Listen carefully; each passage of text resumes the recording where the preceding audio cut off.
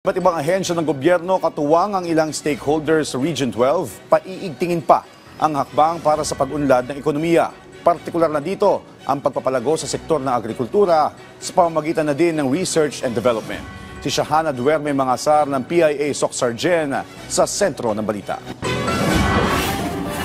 Mas palalakasin pa ng Socsargen Agriculture, Aquatic and Natural Resources Research and Development Consortium o Socsardec ang mga hakbang nito upang maisulong ang research, development, innovation at technology transfer na makatutulong sa pag-unlad ng komunidad. Kaugnay nito, inihayag ni Director Julius Jerome Ele ang mga hakbang ng consortium ngayong 2025 upang maisakatuparan ang naturang hangarin. Pagpapatuloy pa rin po natin ating mga technology sharing, promotion and investment, agri-aqua po, at saka siyempre ating po mga capability building para po sa ating mga kasamahan ng mga CMI, sa ating mga farmers at saka ating mga fisher folks. At higit sa lahat, patuloy pa rin po natin gagawin ang ating collaboration sa ating mga CMI. Sinabi pa niya na ngayong taon ay nakatakdang ipatupad ang mga proyektong tutugon sa mga pangangailangan ng mamamayan, lalo na ng mga magsasaka at mangingisda. Pinasalamatan din ni Director Ele ang mga consortium member institution at iba pang katuwang na ahensya at sektor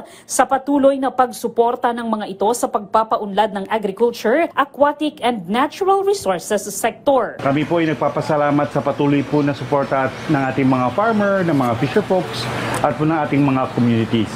Para sa inyo po lahat ng ating pong ginagawa, para sa inyo pong ikauunlad. Shahana Duerme Mangasar ng Philippine Information Agency Socsargen para sa Pambansang TV sa Bagong Pilipinas.